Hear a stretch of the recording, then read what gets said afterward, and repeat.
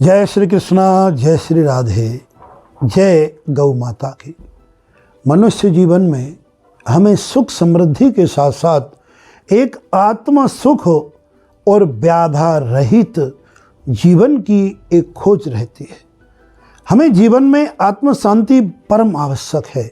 हमारे चलते हुए जीवन में ईश्वर किसी प्रकार की कोई विघ्न बाधा उत्पन्न ना करे, ऐसी कामना प्रत्येक मनुष्य की होती है। तो आज मैं अत्यंत सरल एक घरेलू ऐसा उपाय बता रहा हूँ जिस पर वैज्ञानिक भी अपना प्रकाश डालते रहते हैं।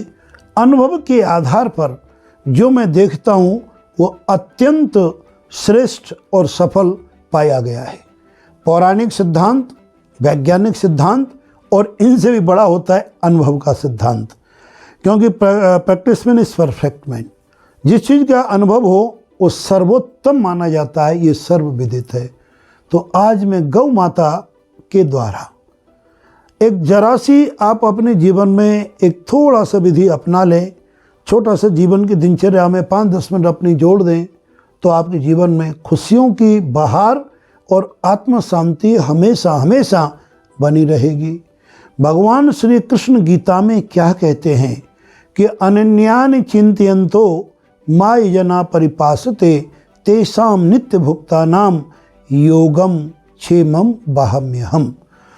देखिए, मैं 2 बिंदुओं पर प्रकाश डाल रहा हूँ।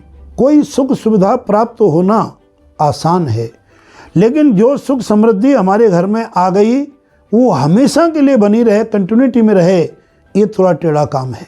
भगवान श्री कृष्ण कहते हैं जो मेरी शरण में आता है मैं उनके दोनों चीज़ें योग और क्षेम उसके जीवन में मैं बहन करता हूँ। गौ हमारे कृष्ण को अति प्रिय है। गौ माता के अंदर 33 करोड़ देवी देवताओं का वास है, ये सब लोग आप जानते हो। इसके बारे में 1-2 बार और भी बता चुका हूँ, लेकिन आज मैं बता रहा हूँ सुख समृद्धि और आत्म शांति के लिए। अब गौ को 2 रोटी रोज खिलाने की अनेकों बार मैं प्रेरणा देता रहता हूँ, जो हमारे सनातन धर्म का एक आधार है। यदि आपके घर से 2 रोटी रोज निकलेंगी तो कितना सुकून, कितनी शांति, कितनी समृद्धि आपको प्राप्त होगी, आप सोच भी नहीं सकते हैं।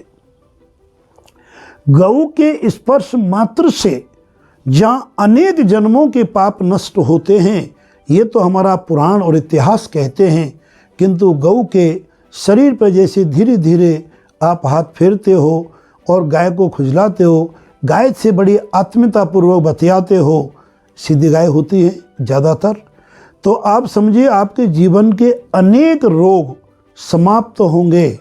और नहीं तो आप प्रैक्टिकल अनुभव करके देख लो, बीपी एवं हाइपरटेंशन, एंजाइटी जैसे भयानक मानसिक रोग भी जो व्यक्तियों को ग्रसित हो रहे हैं, उन्माद की बीमारी जिसे हम डिप्रेशन के आदि कह सकते हैं, इन सब चीज़ों से धीरे धीरे मुक्ति मिलती है।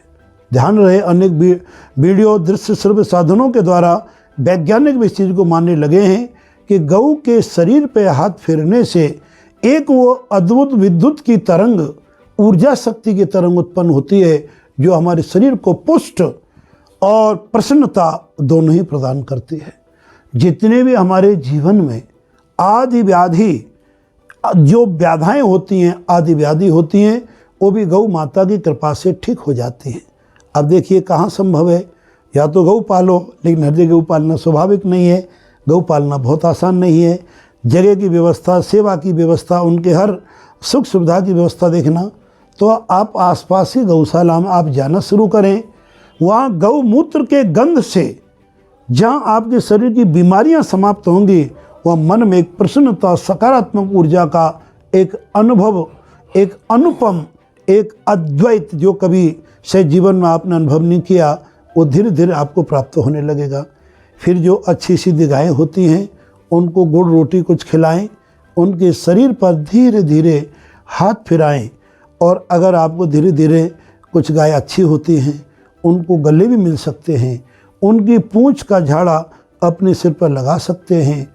अगर इतना नहीं हो पा रहा है, गौ से डर लगता है, तो गौ के चारों तरफ आप परिक्रमा लगाएं।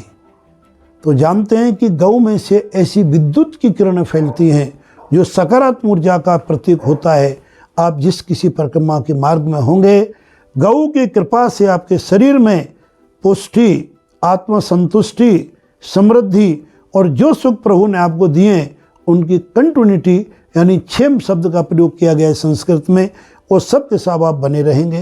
किसी के घर में गौ आती है रोज़ सामने, उन्हें रोटी खिलाएं और उन्हें अगर आपके पास नीचे बंगले की व्यवस्था है जहाँ गाय घुस सकती है, जहाँ आपकी गैरेज पोर्शन है, गाय जहाँ पर गाड़ियाँ खड़ी होती हैं वहाँ गाय को चारा डालें। गाय अगर आपके घर के अंदर आके खाना खाती हैं, चारा खाती हैं और वो गोबर, गोमयम जो लक्ष्मी का स्वरूप है और गोमूत्र जो अमृत का स्वरूप है, अगर वो कर देती है तो आपके घर में वो हो धन धान्य और आत्म समृद्धि और आत्म सुख की प्राप्ति होगी। इतना नहीं है तो गौमूत्र का छिड़काव करें, गौ के निमित्त सेवा रखें और जहाँ तक हो सके गौ सेवा से जोड़ें। अपने धर्म, अर्थ, काम, मोक्ष के साथ आत्म संतुष्टि को प्राप्त करें। जय श्री कृष्णा, जय श्री राधे, जय माता गौ की।